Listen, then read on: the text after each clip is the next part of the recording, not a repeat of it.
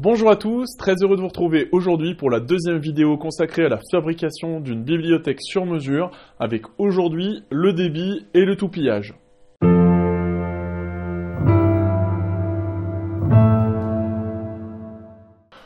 Vous allez le voir sur les images, je place toujours mes plaques de MDF, la longueur perpendiculaire à l'axe de la lame de la machine. Alors ça s'explique parce que je ne peux pas passer mes plaques directement dans le sens de la longueur, dans la mesure où j'ai pas la place suffisante avant la lame et après la lame. C'est des plaques qui font 2,44 m et moi je peux aller jusqu'à 2 m, 2,10 m. Au-delà, ça devient vraiment très compliqué et je préfère donc faire mes premières coupes dans le sens de la largeur de la plaque. Alors si vous avez vu la vidéo de présentation de ce projet, j'ai parlé dans cette vidéo, je vous mets le lien en haut à droite, d'un logiciel qui s'appelle MaxCut. Et justement, ce logiciel, il permet de choisir dans quel sens on va scier. On va voir la suite directement dans MaxCut. Vous allez voir que dans ce logiciel, il y a trois possibilités. Soit on fait des coupes successives en tournant de temps en temps la plaque de 90 degrés. Alors l'intérêt c'est que on fait beaucoup moins de chutes de cette manière. Après il faut pouvoir tourner la plaque au fur et à mesure. Moi je trouve pas ça pratique et puis j'ai pas la place dans mon atelier.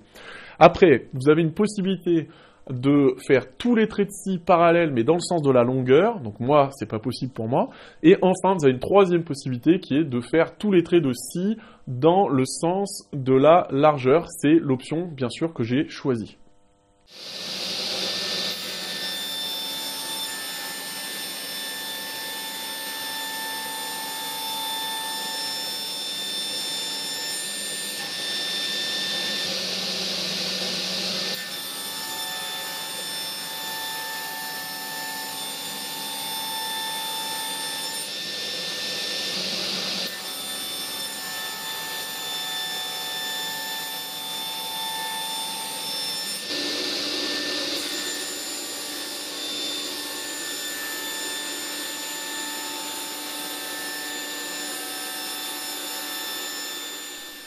Comme vous l'avez vu, la contrainte de place est une contrainte forte pour moi, donc je suis obligé de m'organiser pour faire mon débit, et voici la méthode qui est la mienne.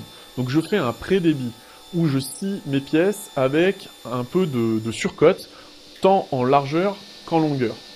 Dans un deuxième temps, je viens et je fais la mise à largeur, donc au guide parallèle, de façon assez classique, et bien sûr, je passe toutes les pièces qui ont la même cote, les unes derrière les autres.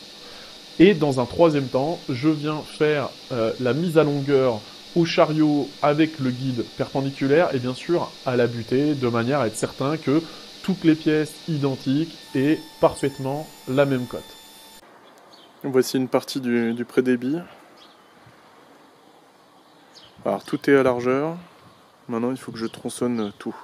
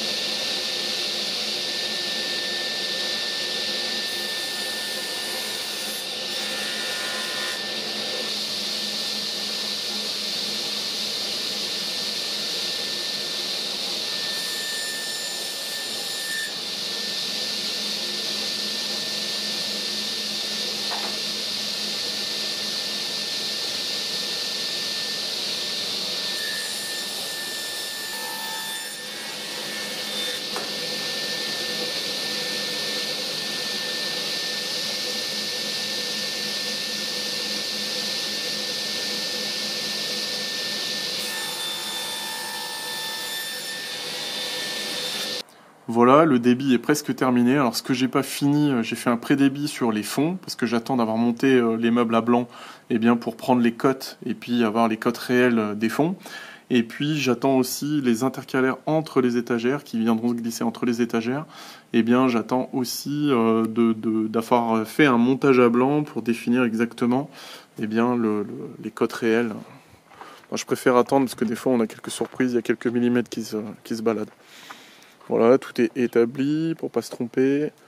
Maintenant je vais passer au toupillage de la rainure qui va accueillir les fonds. Et pour ça, je vais être obligé de déplacer ma toupie.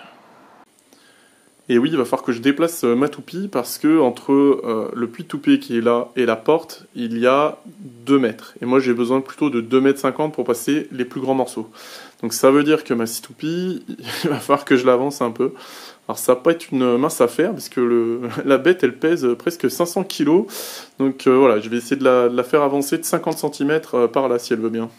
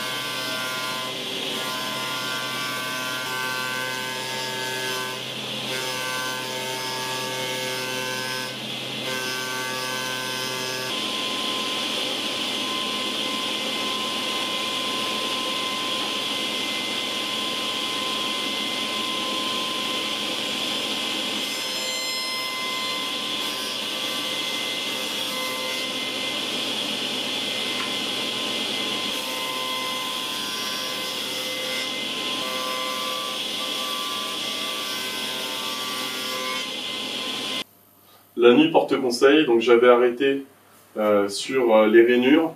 J'ai fait ça en fin de journée, j'avais déjà une grosse journée dans les pattes. Et du coup, je me suis trompé en fait. Je me suis trompé de cote. J'ai fait commencer ma rainure à 5 mm du bord. Et malheureusement, c'est du MDF, donc ça n'a pas vraiment de solidité. C'est pas comme le bois, il n'y a pas de fibre, donc c'est assez fragile.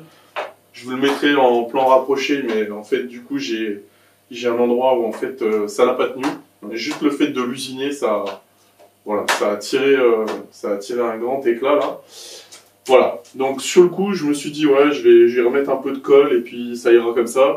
Finalement, ça me convient pas comme solution. Donc ce que je vais faire, je vais aller au bout du truc. Je vais retirer le petit restant qu'il y a ici et je mettrai tout simplement le fond en feuillure. Voilà, moi j'avais prévu un fond en rainure. Je trouve ça un peu plus élégant, un peu plus sophistiqué. Mais ça pose aucun problème de solidité ou sur le meuble. De toute façon, c'est derrière, ça se voit pas. Enfin, ça n'a aucune espèce d'importance. Donc, je vais préférer cette solution qui me paraît mieux, plutôt que d'être embêté parce qu'au montage, je risque d'en éclater encore des rainures comme ça. Donc, je préfère pas prendre le risque. Alors, comment je vais m'y prendre? C'est simple, j'avais quand même laissé ma machine réglée, j'y avais pas touché au cas où. Je fais souvent ça. Avant, j'avais tendance à tout démonter dès que j'avais fini. Maintenant, je laisse en état tant que ça me gêne pas. Ça me permet, si j'ai oublié une rainure, s'il y a une rainure qui est pas bien faite, de repasser un petit coup à la machine. Et ça, c'est quand même pas mal. Donc, ce que je vais faire, je vais baisser mon outil, puis je vais refaire un passage.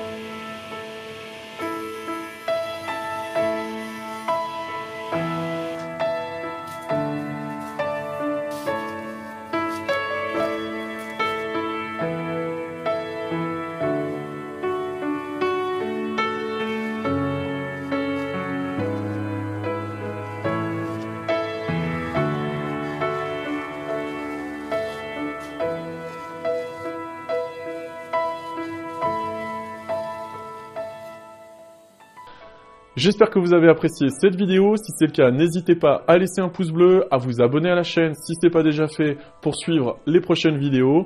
Et bien sûr, l'espace commentaire est ouvert. Je réponds toujours avec beaucoup de plaisir. Si vous avez des remarques constructives, des questions, je me fais toujours un plaisir de vous répondre. Et je vous dis à très bientôt pour la suite de ce projet.